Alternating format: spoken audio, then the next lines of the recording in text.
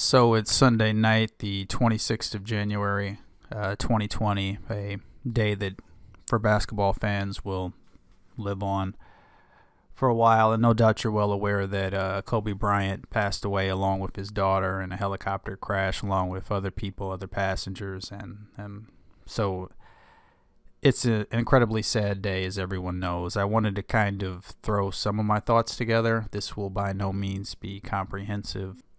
And just had a few things that I'd like to say while it's still fresh. So obviously everyone's pretty sad. I wasn't especially a Kobe fan. I wasn't a Kobe fan. At different times I was a Kobe hater. But, well, first of all, I'm not going to say anything about the alleged sexual assault. I certainly have a take on it, as no doubt everyone else does. It's probably just not appropriate today. And the reason you're listening to this, the reason you're subscribing to this channel is no doubt because you're a basketball fan, like I'm a basketball fan.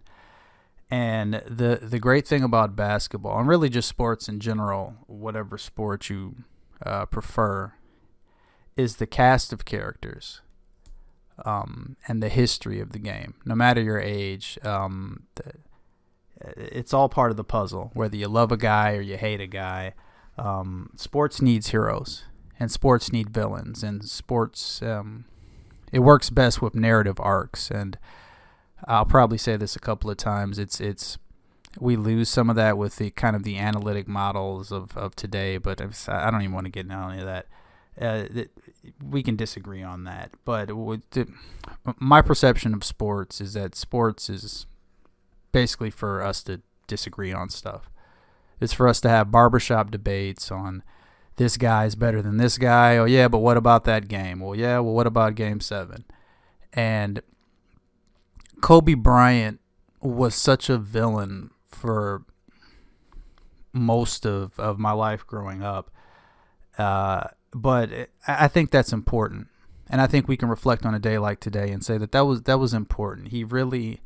You can't tell the story of the NBA without Kobe Bryant, without the Lakers in general. But even the storied franchise that the Lakers were and are, he inhabited a special place. And, of course, whenever someone dies, then we all have to say nice things, right? But, you know, I'm going to try not to do that. What I'm saying is just true. He was just an incredible figure, and it's an incredible loss for the game of basketball. So, you know, just to start, I think you can't talk too long about Kobe Bryant without just saying the facts. He was intentionally doing a Michael Jordan impression. And, you know, it was kind of the thing where you could love it or you could hate it, but it's really just undeniable. I don't think he would have denied that. But the thing that you just have to say is... it was just a really good impression. He did a really good impression. And just that, you know, obviously him being the son of an athlete, it seems like now in sports we just got a million children, offspring of athletes. But at the time that was a little bit less frequent. And just, you know, just the wherewithal to decide that I'm going to copy the greatest player ever, down to the fadeaway, down to the footwork. I'm gonna just copy it. And that was his like rule book for success. That was his template rather for success. It's really, everyone noticed it at the time, but it speaks to his mindset and his approach and his really fearlessness. Now, you know, people ripped it for us. And of course, I mean, we could say this. I mean, I just want to be honest, even though he's dead today. I mean, he fell well short. In a lot of ways, he did, a bad Jordan impression. He learned some of the lessons too well. And it ended up being at different times almost kind of a mockery of a Jordan impression where, you know, Michael Jordan was known for being hard on teammates. I really am looking forward to the Netflix Jordan documentary when it comes out. But, you know, Kobe, of course, being Kobe, had to go 20 steps further and be like, yo, I don't even have friends. Like, I hate people. I hate I hate my fellow man. I hate everybody. And that was kind of Kobe. You know, it's like, Jordan took 16-foot fadeaways, where I'm going to take a 24-foot fadeaway. And and it kind of spoke to his psychology or his pathology. But again, it's all part of the debate. And so I think the other thing that that just strikes me on a day like today is, especially the early versions of Kobe. Certainly he had his defenders, but I grew up in the Midwest. I wasn't on the West Coast then, and he existed in this weird space where Jordan had essentially 100%. It's one of the kind of unsung things about Jordan is Jordan just kind of had unanimous approval from just about every corner. Like, the farm boys liked him, the streets liked him, Madison Avenue liked him, even Knicks fans liked him, and I'm a Bucks fan, and eventually you just had to root for him because you were just watching dominant greatness. The thing with Kobe, though, especially early Kobe, Afro Kobe, Froby Kobe, is the streets were riding for Iverson, and Kobe can never be Iverson. And he could never be as good as Jordan. And of course, as time passed and he's playing with Shaq, which was seen as a little bit of an unfair advantage. And so you could see him striving for his due. People, as he became a great player, he started out being a very good player, and he in short order became a great player. But it's not like he ever, and I don't think throughout his career he never really had unanimous approval. Because he was a polarizing character, he was an arrogant guy. He got to play with Shaq, and at least one playoff series the officials straight stole from the Kings. But I digress. But so he existed in this interesting place, and then the living in Italy and speaking different languages kind of thing, but he's still sort of a son of Philadelphia. But then of course Philadelphia was Iverson crazy and is still Iverson crazy to this day. And so there was a time where Kobe versus McGrady was a real conversation. And really, I think that's one of the enduring legacies of Kobe, is that he just slayed his era. As far as swingmen, he murdered his era. I mean, there was a couple year conversation. Could Vince Carter overtake Kobe? Could McGrady be better than Kobe? And there's all these excuses. But then after a while, I mean, Kobe was the one who endured. And, amongst swingmen. Now, Duncan, I would certainly make the case that Duncan was the player of the aughts, or the player of whatever decade. And Duncan was more impactful and a better teammate and a better winner and all that kind of stuff. And certainly at their peaks, I think Shaq was more important to the Lakers' success. But Kobe Bryant was great. Kobe Bryant was a great player. And he exists, and his legacy now with his unfortunate passing is something I think we can finally step back and appreciate that. Now, of course, you really can't talk about the Lakers or about any of these time periods without talking about the Shaq-Kobe beef, which was, would have been a great Twitter topic had Twitter been around. But, it was the craziest thing in the world. And really, I don't know how much I want to kill him for something like this today. Let's just say that, again, going back to his bad Jordan impression, the way I always perceived it, and again, I believe the Jordan Netflix documentary, I don't know that they're really going to let too much bad Jordan stuff come out, and so I'd really be interested to see how that one plays out. But my take, when it was happening, was that Jordan just wants to win, and Kobe kind of has to be the reason that they won. And that was borne out with Shaq. Shaq would sometimes be fat. Shaq would rehab mid-season. Shaq really never tried for more than... Shaq gave his 100% maybe 3 seasons his whole career. And maybe 3 seasons is being fortunate to Shaquille. But it was a beef, and it's a stain on his legacy that he couldn't work it out with Shaquille O'Neal. It's a big stain that... I mean, the unpleasantness is great theater, right, for all of us, that they had this beef, and then Shaq won the 4th before Kobe, but then Kobe ended up getting 5. That was all great theater, but that they couldn't keep it together in LA, that LA and the Lakers and all those fans that they couldn't make it work really stains both their legacies, because they end up being kind of like two sides of a coin, where Shaq was all about being liked and being Mr. LA, and Kobe was all about winning. But the two of them together, they just wanted to kill each other. And, again, I'm not going to go down this road today, but obviously some of Kobe's statements to the detectives in the Shaq situation, let's not even go into that. Let's just say, so you're talking about Kobe's legacy. Certainly Shaq Kobe is a big part of it. And I'll be the first to admit that being a Bucks fan, and really one more thing I want to say in association with this before I forget, he had some great battles with Ray Allen. Ray Allen could win like quarters off of Kobe. He could have like a really good half against Kobe, and at the end of the day, Kobe would clean his clock. But you could tell they didn't like each other, and you could tell it was personal. But because they were just such great competitors that Ray wanted to be on Kobe's level, and he simply wasn't. But for them only playing twice a year when Ray was with the Bucks, and then they played more when Ray Allen went to the Sonics.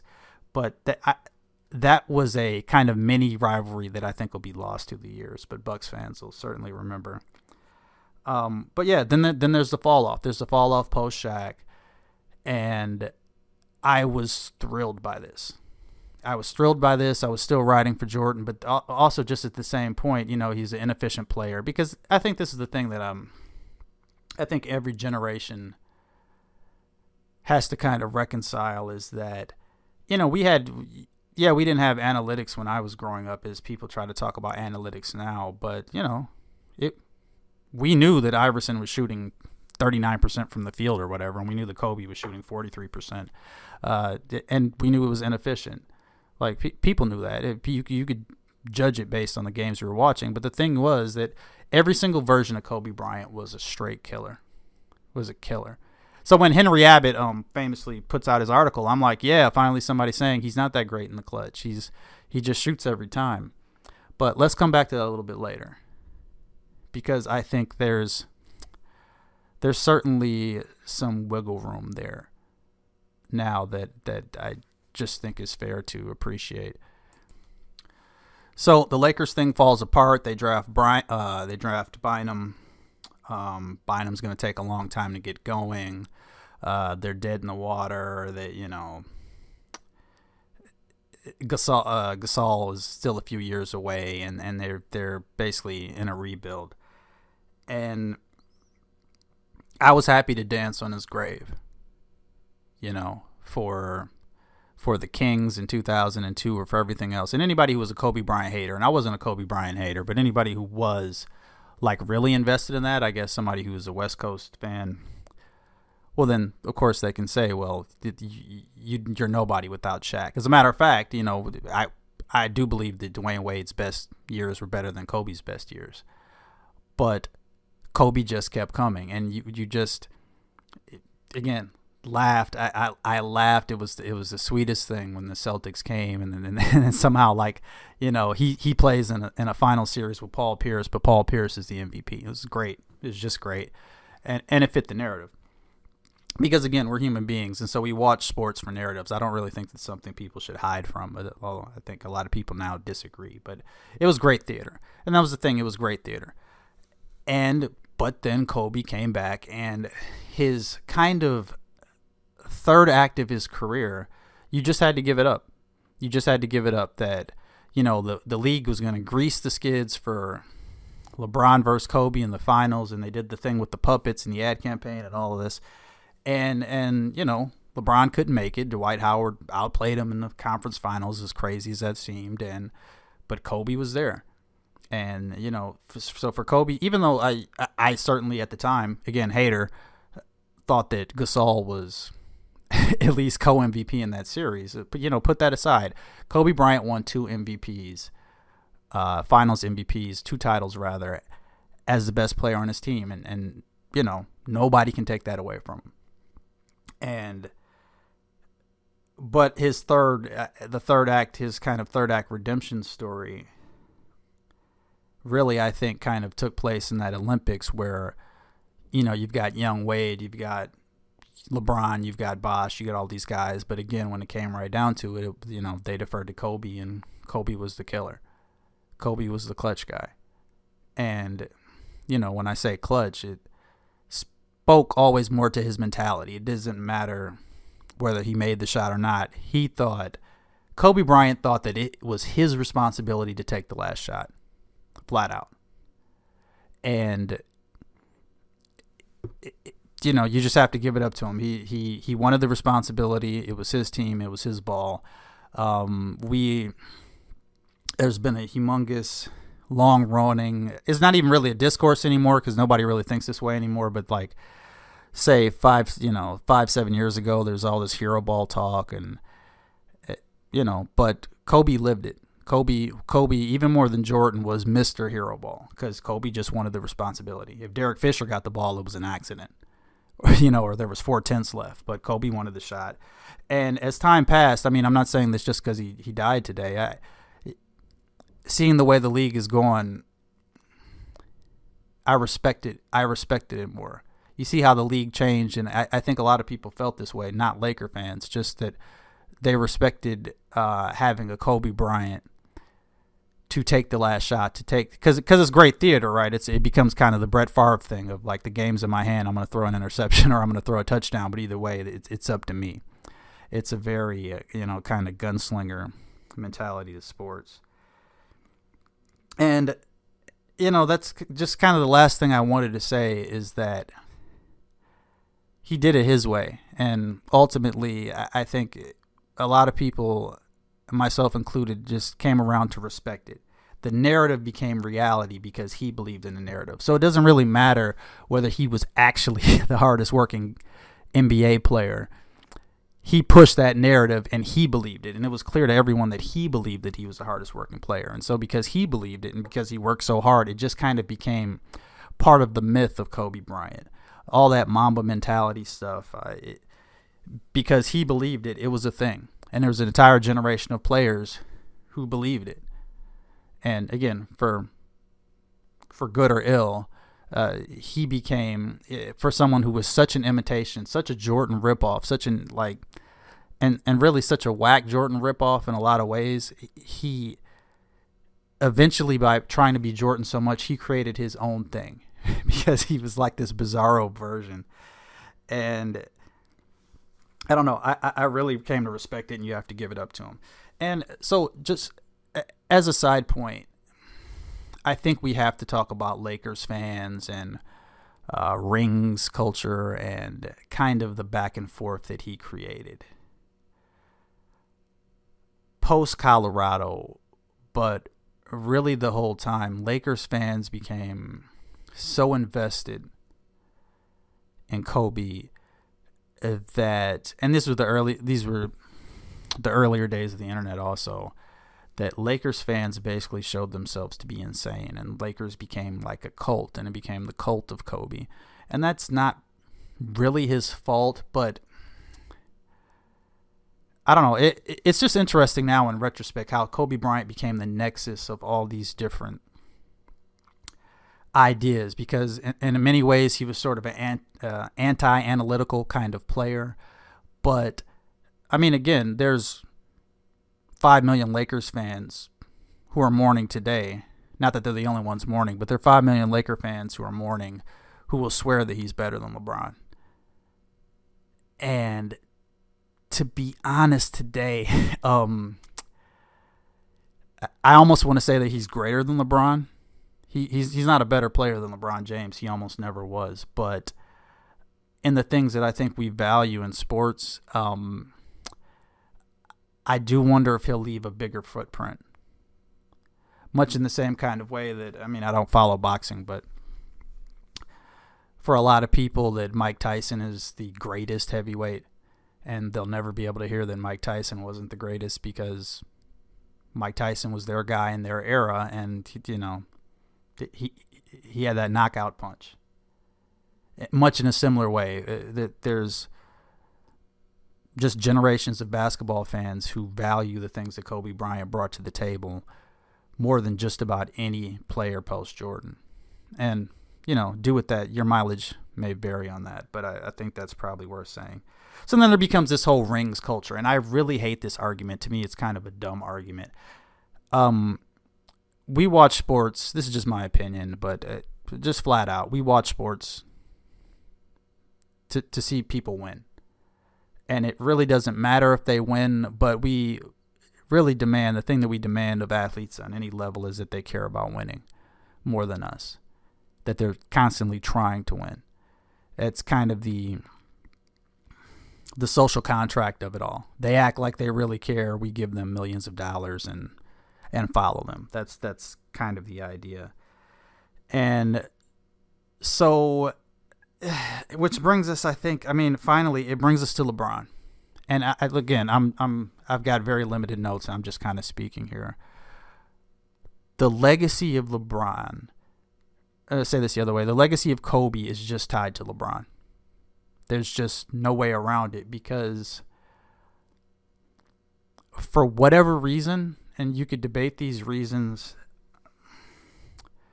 he just zagged so many times where LeBron zigged that LeBron's career is a critique of Kobe's career, but especially vice versa.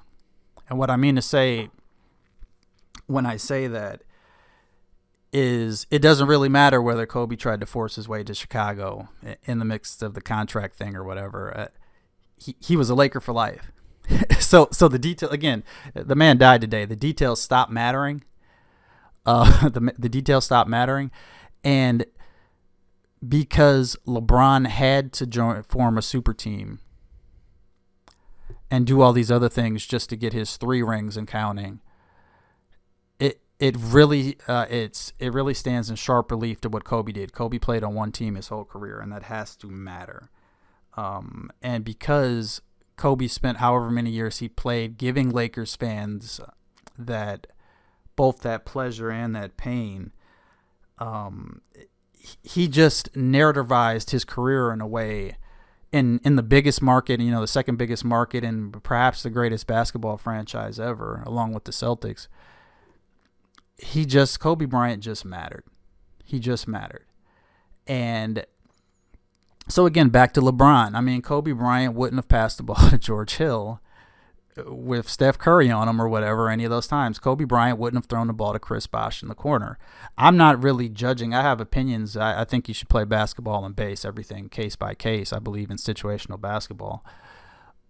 But again, we're human beings. We look at these things with narratives. And Kobe Bryant absolutely every single time took responsibility for his teams winning and losing, and LeBron James didn't. And people will say that Kobe won 5 and LeBron won 3. And LeBron played with some of the greatest players of all time and couldn't quite match what Kobe did. Now, of course, there's a counter to that argument, but really, nobody wants to hear that today. And so, I just feel that that's ultimately, a lot of words will be written. There'll be a lot of podcasts on this. I wanted to just record this. If somebody wants to listen to it, great. If not, I just wanted to get this kind of out early.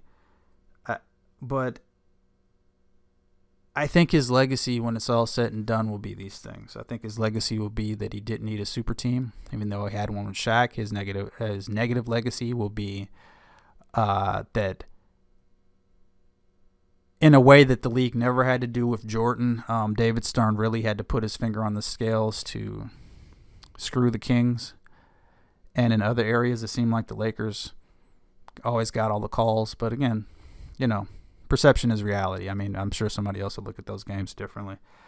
But, he became Mr. Hero Ball. He was anti-super team. He played on one team. And so now he gets to basically be a myth. The myth of Kobe Bryant. He gets to be this John Henry kind of mythical figure. And it's a sad thing today. But to put a positive spin on it, the one way, and there's been a lot of talk that I don't necessarily buy, but there's been a lot of talk through the last couple of years about LeBron deciding at some point to become more political because he thought it could surpass Jordan. in a political way and taking political causes and starting schools and doing all this kind of stuff, because of course you could never pass him on the basketball court. That's a cool theory. I'm not really sure I believe all that, but that's out there. I'm sure you've probably heard that. But the one thing I think it's fair to say with Kobe is whether it was a self-serving thing at all, and so much of these things were self-serving.